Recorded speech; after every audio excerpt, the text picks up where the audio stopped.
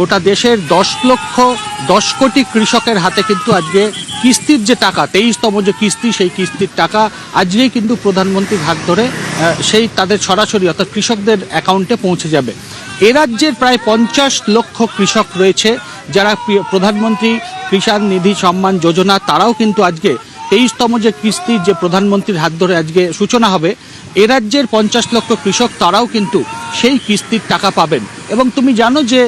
বিগত আমলে আমরা দেখেছিলাম বিজেপির পক্ষ থেকে বারবারই অভিযোগ করা হয়েছিল এ রাজ্যের কৃষকদের ক্ষেত্রে কোনো রকম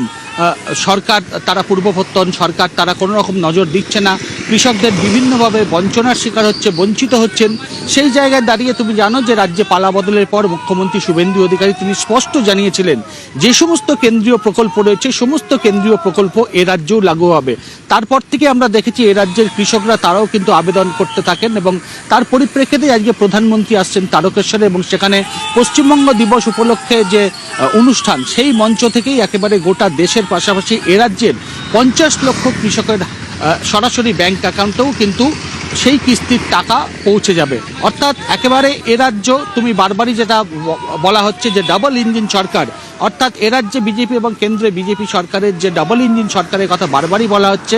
সেই ডাবল ইঞ্জিন সরকারের সুফল বা স্বাদ ইতিমধ্যেই এ রাজ্যের মানুষ পেতে শুরু করেছে।